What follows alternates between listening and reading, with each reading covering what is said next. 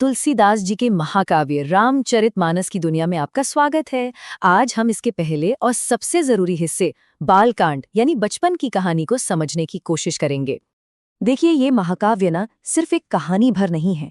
ये एक ऐसा ग्रंथ है जिसने सदियों से हमारी संस्कृति और हमारी आध्यात्मिकता दोनों को एक मजबूत आकार दिया है।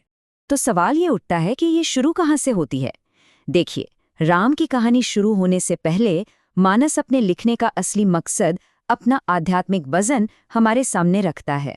तो चलिए अब इसमें और गहराई से उतरते हैं।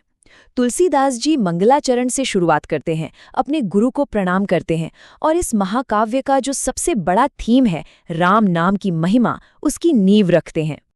और ये बात तो वाकई कमाल की है कि राम का नाम इतना शक्तिशाली है कि उसे उल्टा मरा मरा जपने से भी वाल्मीकि ब्रह्म के समान हो गए। भक्ति परंपरा में तो नाम जप को ही भगवान तक पहुंचने का सबसे सीधा रास्ता माना गया है।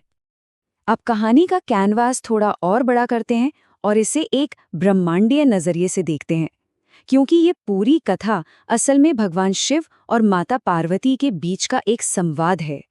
असल में राम की पूरी कहानी भगवान शिव अपनी पत्नी पार्वती को सुना रहे हैं। क्यों? क्योंकि पार्वती जी के मन में राम के असली स्वरूप को लेकर कुछ गहरे सवाल थे और शिव जी उन्हीं का जवाब दे रहे हैं।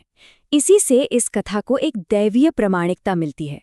और ये सवाल सिर्फ पार्वती का नहीं था, उनसे भी पहले, उनके पहले जन्म में जब वो सती थीं, उन्होंने भी राम की दिव्यता पर शक किया था।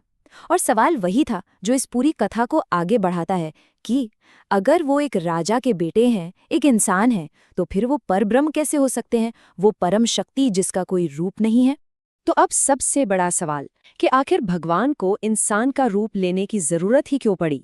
बालकांड इसके पीछे एक नहीं बल्कि कई कारण बताता है।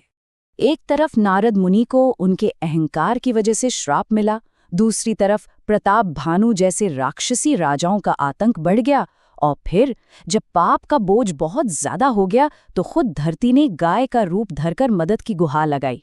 मतलब कई सारी वजहें एक साथ आकर जुड़ गईं और तब जाके भगवान के हस्तक्षेप की जरूरत आन पड़ी। और फिर भगवान ने इस पुकार का जवाब दिया। अयोध्या में राजा दशरथ एक बेटे की उम्मीद में एक बहुत बड़ा यज्ञ करते हैं। ये यज्ञ सफल होता है, अग्नि से एक दिव्य स्वरूप प्रकट होते हैं। वो राजा को एक पवित्र खीर देते हैं, रानियां उस प्रसाद को ग्रहण करती हैं और फिर होता है 4 दिव्य पुत्रों का जन्म, राम, भरत, लक्ष्मण और शत्रुघ्न। सोचिए, पूरी अयोध्या नगरी जश्न में डूब जाती है। हर तरफ बस एक ही आवाज गूंज रही है, भय प्रगट कृपाला दीन दयाला। ये पल सिर्फ अयोध्या के लिए नहीं बल्कि पूरी दुनिया के लिए एक नई उम्मीद और खुशी लेकर आता है। अब यहाँ से राजकुमार राम के एक नायक बनने का सफर शुरू होता है और इसकी शुरुआत होती है जब ऋषि विश्वामित्र एक खास विनती लेकर दशरथ के दरबार में आते हैं।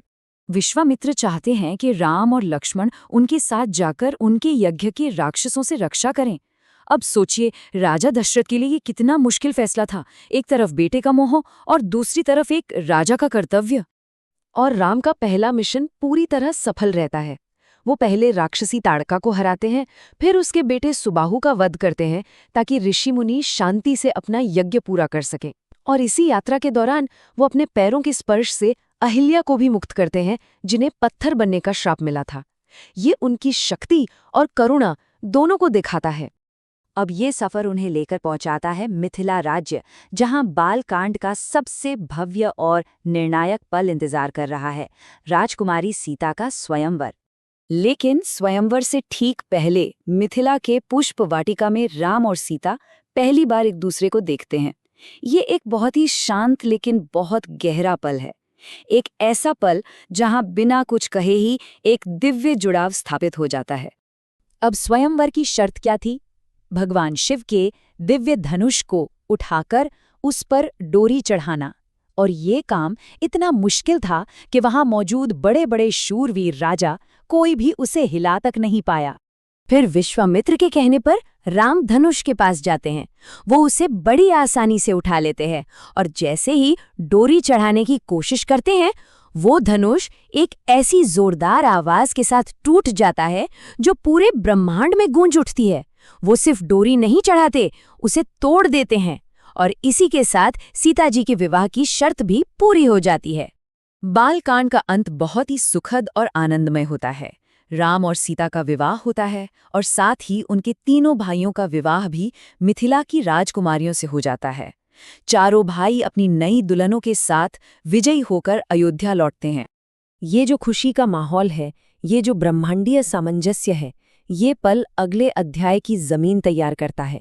लेकिन सवाल ये है कि यही उत्सव अयोध्या कांड की सबसे बड़ी त्रासदी की नींव कैसे बन जाता है। कहानी यहाँ से एक बहुत ही नाटकीय और दिल तोड़ने वाला मोड़ लेने वाली है।